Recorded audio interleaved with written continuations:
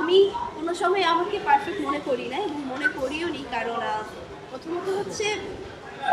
আমি এই ক্যারেক্টারটা যখন আমি প্লে করি, আমি যখন শর্ট দিতাম তখন আমি আমার মনিটরেও নিজেকে দেখতে যেতাম না, কারণ আমার মনে হতো আমি ঠিক মতো করতে পারছি না, এখন পিসিবি নার্ভাসনেসটা আছে, সব কিছু মিলে একটা ভয় কাজ করতো, এতটা পরিমাণে ভয় কাজ করতো যে মনিটরটাও দেখতাম না যে আসলে কেমন লাগবে, দেখে যদি মন খারাপ হয়ে যায়, যদি মনে হয় যে বেস্টটা হচ্ছে না, তো পুরো জান প্রাণ দিয়ে বেস্টটা করার চেষ্টা করেছি। যে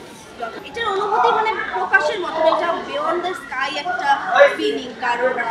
সবার জীবনে একটা ইচ্ছা থাকে, প্রত্যেকটা আর্টিস্টের একটা ইচ্ছা থাকে যে জীবনে এরকম একটা ক্যারেক্টার করবো, যেই ক্যারেক্টারটা আমার জীবনের শেষ পর্যন্ত থাকবে, এরকম একটা চরিত্র শেষ পর্যন্ত আমি নিয়ে যেতে পারবো এবং মানুষ একটা ক্যারেক্টার দিকে সবসময় মনে রাখতে পারে, এরকম একটা জিনিস। তো আমার মনে হয় এই ক্যারেক্টারটা আমার জন্য অতটাই পারফেক্ট এবং অতটাই পরিমাণ মানুষকে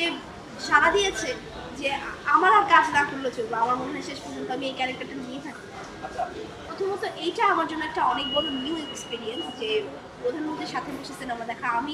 আমার মনে হয় না এক্সপিরিয়েন্সটা কয়জন পেয়েছে পুরো পৃথিবীতে, কিংবা কয়টা প্রধানমন্ত্রী বা আর্টিস্টদের এতটা সম্মান দেয় যে তাদের সাথে বসে সিনেমা দেখে।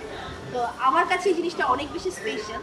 এবং যেহেতু সবাই যখন কথা বলছিল প্রধানমন্ত্রীর সাথে, আমি একটু পিছিয়ে দাঁড়িয়েছিলাম, আমি একটু সামনে গিয়ে যখন তাকে সালাম করে বলি যে আমি ছোট রেণুটা ক্যারেক্টারটা করেছি, উনি বারবার বলছিল যে আমি তো চিনি তোমাকে, আমি চিনেছি, এবং ওরা প্রথম কমপ্লিমেন্ট এটাই ছিল, আমাকে সে জড়িয়ে ধরে একটাই কথা বলেছিল, খুব ভালো করেছো, আমার ছোট রেণু এরকম মিষ্টিই ছিল দেখতে, এবং তুমি ততটা পরিমাণে মিষ্টি এবং তোমাকে খুব ভালো লেগেছে ছোট রেণু, মনে হয়েছে তুমি পারফেক্ট ছোট রেণু। এইটা বলার পর আমি অটোমেটিক্যালি ইমোশনাল হয়ে যাচ্ছিলাম, কারণ আমার কাছে এটা একটা অ্যাওয়ার্ডের থেকে অনেক বেশি, কারণ একটা মানুষ যখন তার বাবার জীবনে নিয়ে সিনেমা দেখবে এবং বাবার জীবনে নিয়ে সিনেমা দেখতে গিয়ে তার মার ক্যারেক্টারটা যখন সে দেখবে এবং তার কাছে যদি পারফেক্ট মনে হয়, আমার মনে হয় এটা অ্যাওয়ার্ডের থেকে অনেক বড়,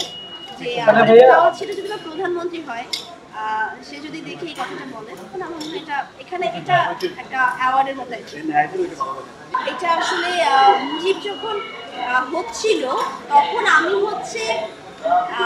থাকে না, আমরা একজনের থেকে শুনি যে বঙ্গবন্ধুকে নিয়ে একটা বায়োপিক সিনেমা হবে, এটা আমি শুনছিলাম যে তখনও আমি এই সিনেমার সাথে যুক্ত না।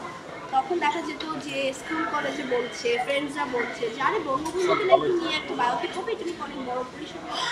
আমরা একটা থাকে এরকম। ওখান থেকে একদিন আমার কাছে একটা ফোন আসে যে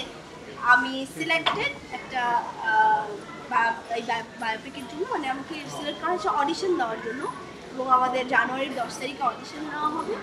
2019 সালে।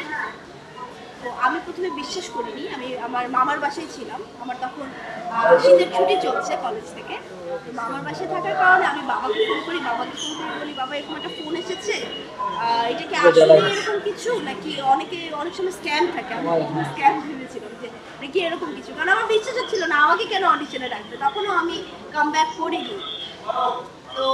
বাবা বলেছে না আমার থেকে নাম্বার নিয়েছে, ওরা অডিশনে তোমাকে ডাকবে,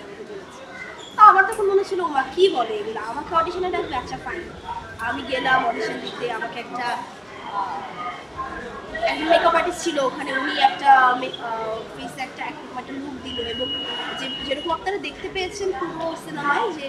উইদাউট মেকআপ আমরা শ্যুট করেছি, স্পেশালি আমি একদমই উইদাউট মেকআপে ছিলাম, উনি জাস্ট কি করলো আমার ফেসে যা একটু মেকআপ ছিল ওটাও মুছে ফেলে বললো যে মেকআপ দেওয়া যাবে না, আমাদের এরকম একটা নির্দেশ দেওয়া হয়েছে। তো ওখান থেকে অডিশন দেওয়া, বিশাল এক পেজ অডিশন দেওয়া, সব কিছু শেষ করে আমি অডিশন দিয়ে আমি খুব ভয় ছিলাম যে আদৌ আমি